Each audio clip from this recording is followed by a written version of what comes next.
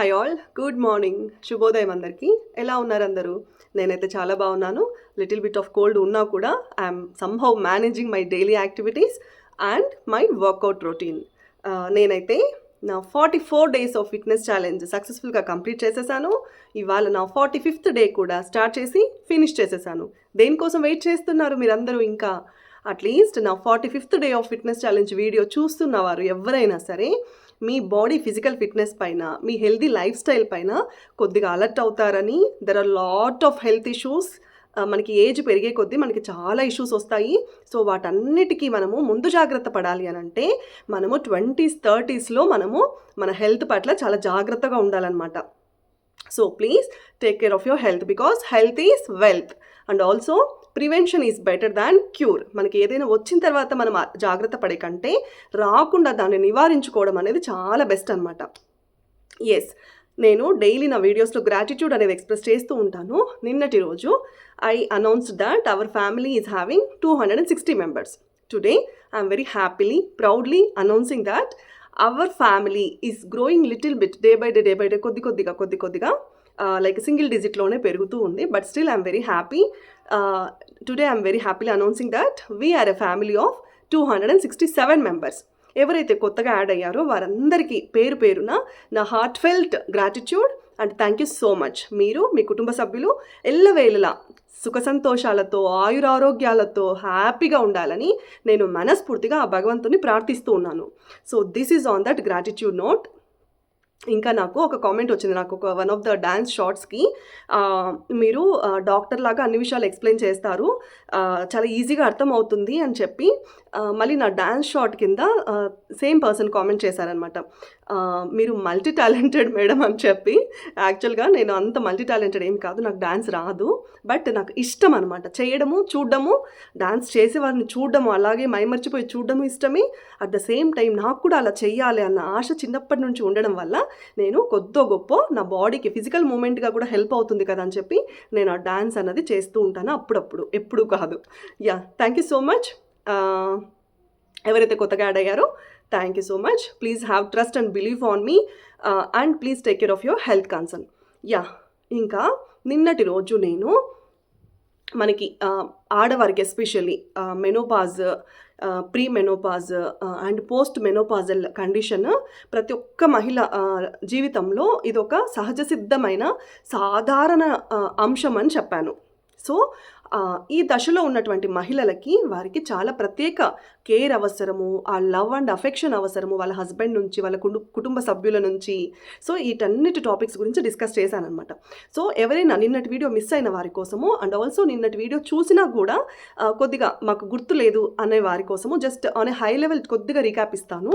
ఏం లేదు, మనము ఎవరైనా ఈ మెనోపాజ్ అంటే ఏమి లేదు, మనకి ఎవ్రీ మంత్ వచ్చే పీరియడ్స్ మెన్స్ట్రువల్ సైకిల్ అన్నది స్టాప్ అయిపోతుంది అనమాట. ఎప్పుడు మనము మెనోపాజల్ కండిషన్కి రీచ్ అయ్యాము అని మనకి సిగ్నల్ వస్తుందంటే కన్సిక్యూటివ్గా అంటే సక్సెస్ఫుల్ 12 months ఆఫ్ టైము మనకి పీరియడ్స్ రావు, ఆ మెన్స్ట్రువల్ సైకిల్ బ్లీడింగ్ అన్నది ఉండదు.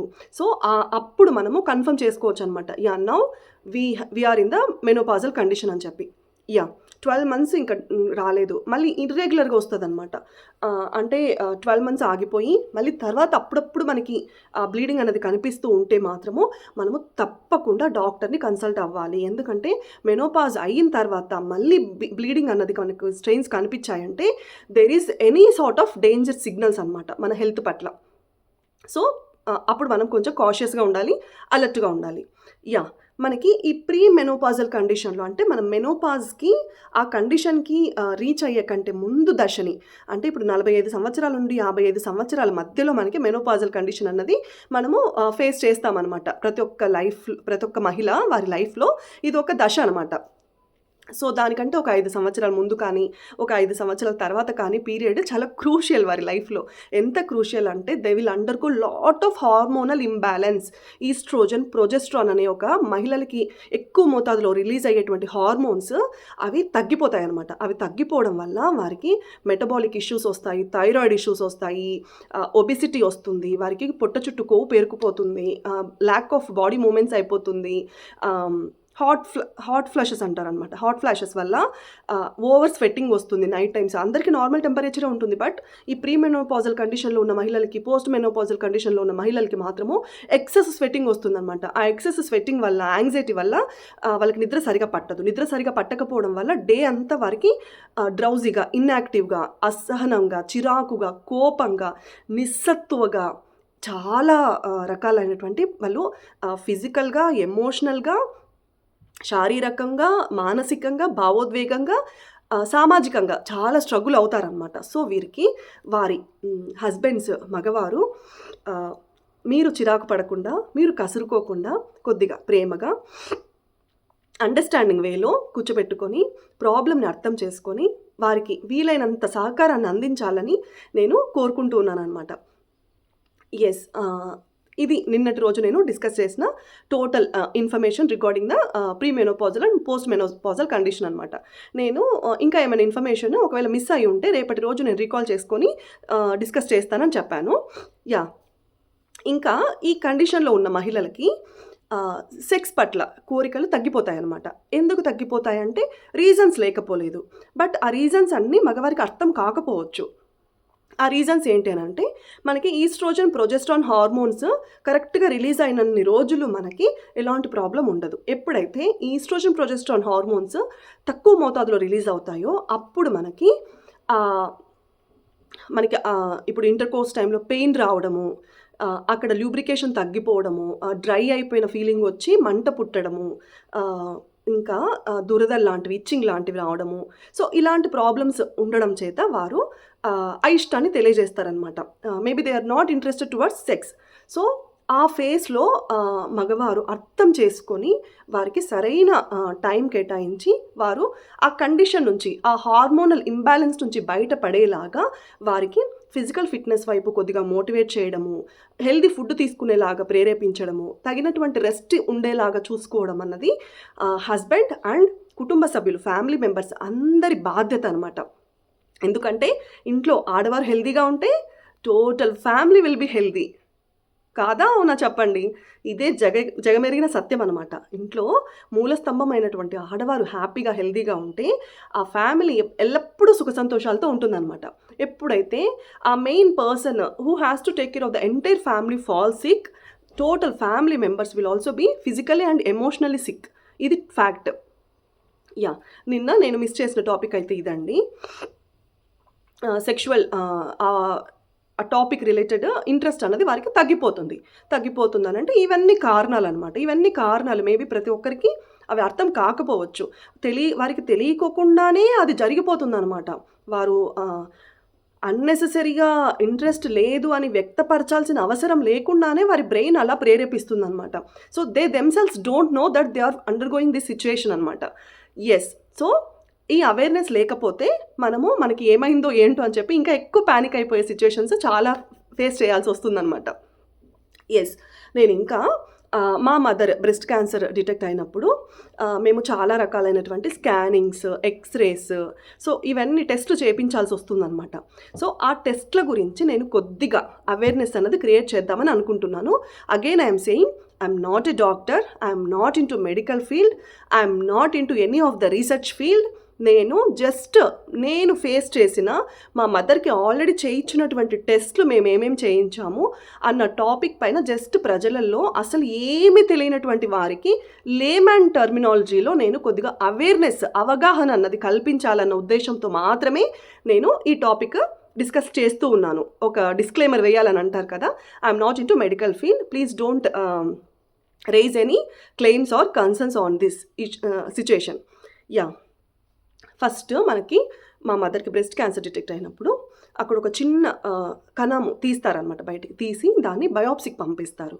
బయాప్సీకి పంపించినప్పుడు బయాప్సీకి ముంబైకి పంపించారనమాట. అక్కడ మనకి అది క్యాన్సరస్ ట్యూమరా, నాన్ క్యాన్సరస్ ట్యూమరా అన్నది వారు డయాలసిస్ చేసి అనలైజ్ చేసి మనకి రిపోర్ట్ అన్నది ఇస్తారు. సో మా మదర్కి అది క్యాన్సరస్ ట్యూమర్గా డిటెక్ట్ అయిందనమాట. సో ఈ బ్రెస్ట్ క్యాన్సర్ అసలు ఇది ఎలా మనం గుర్తించాలి అని అంటే, బ్రెస్ట్ క్యాన్సర్కి ఎస్పెషల్లీ కొన్ని రకాల ఎక్స్రేస్ తీస్తారు. Mammogram is the best test to detect breast cancer. Mammogram చేయించుకోవాలి అని చెప్తారు. మా మదర్కి బ్రెస్ట్ క్యాన్సర్ డిటెక్ట్ అయినప్పుడు మేము ముగ్గురం ఆడపిల్లలం అవ్వడం చేత, అంటే జెనెటికల్గా, అంటే మనకి పూర్వీకుల నుంచి అమ్మమ్మలకో తాతమ్మలకో ముత్తాతమ్మలకో మన నానమ్మలకో ఎవరికైనా ఉండి అది మనకి సంక్రమిస్తుంది అన్న అనుమానాలు మనము నివారించుకోవాలి. కాబట్టి better to undergo mammogram every 5 years అని వారు చెప్పారనమాట. మేబీ 35 to 40 years రీచ్ అయ్యే మహిళలు ఎవ్రీ ఇయర్ చేయించుకోమని కూడా రికమెండ్ చేస్తున్నారు ఇవాళ రేపు. ఎందుకంటే ఫ్యామిలీ హిస్టరీలో ఆల్రెడీ ఉన్నప్పుడు there is a red flag కదా always. So better to take mammogram test అనే ఎవ్రీ ఇయర్లీ బేసిస్ అని చెప్పారు.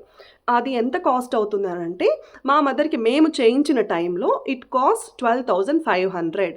సో అది అంత ఎక్స్పెన్సివ్ ఏం కాదు. అంటే సంవత్సరానికి ఒక 12,500 ఖర్చు పెట్టుకోవాలి అన్నట్టు సిచ్యువేషను చాలామంది middle class and lower middle class వారికి అది కొంచెం కష్టతరమైనా కూడా కావచ్చు, చెప్పలేము.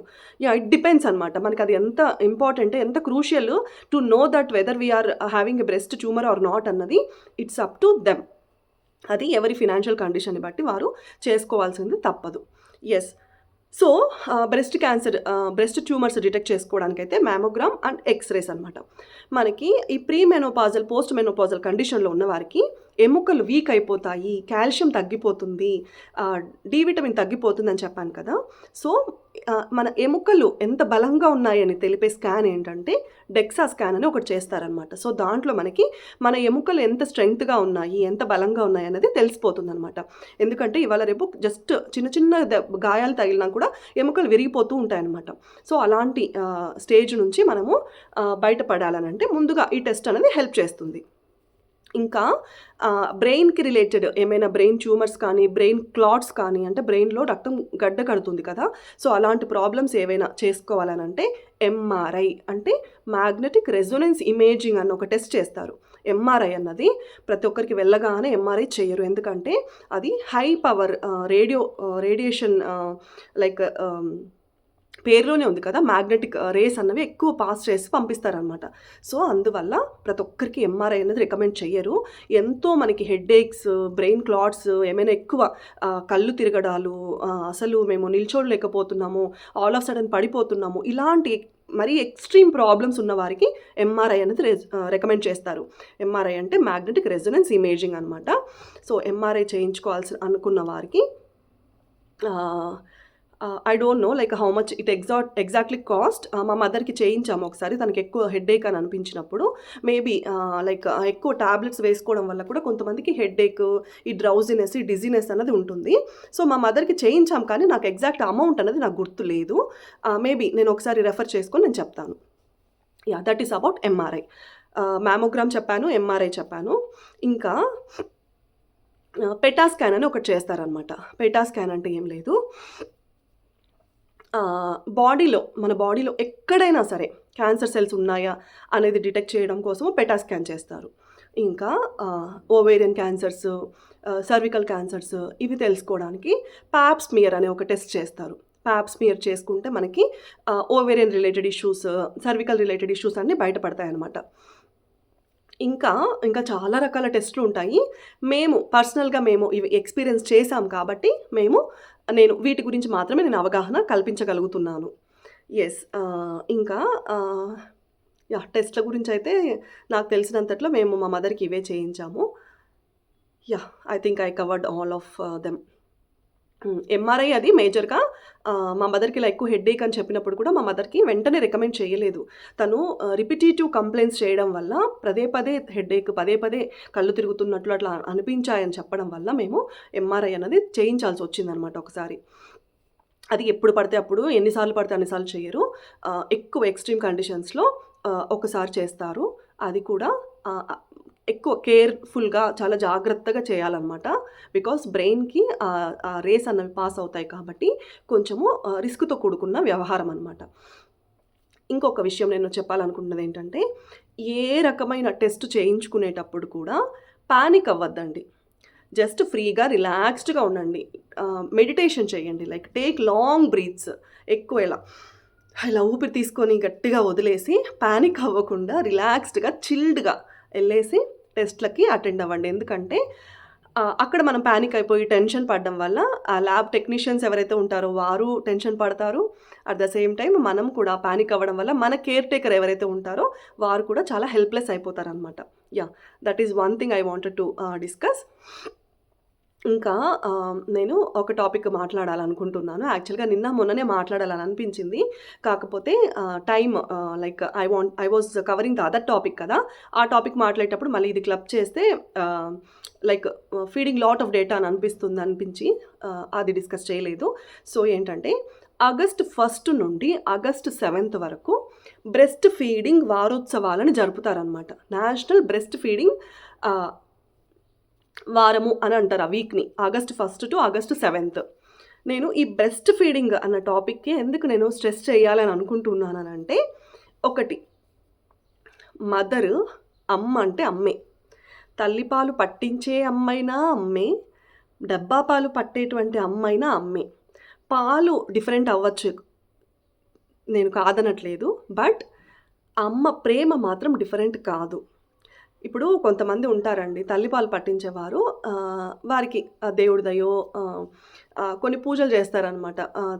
తల్లి బిడ్డకి పాలు పట్టించే టైంలో కొత్తగా డెలివరీ అయిన వారు గంగమ్మకి పూజ చేసి, "అమ్మ నాకు నువ్వెంత సమృద్ధిగా సంవత్సరం పొడవునా అందరికీ జలము అందేలాగా చేస్తావో, అలాగే నా బిడ్డకు తను ఎన్ని రోజులు తాగగలిగితే అన్ని రోజులు సమృద్ధిగా పాలనివ్వమ్మా" అని చెప్పి గంగమ్మకి పూజ చేస్తారు. సో, ఆ గంగమ్మ కృప కొంతమంది తల్లుల మీద ఉంటుంది, కొంతమంది తల్లుల మీద ఉండకపోవచ్చు.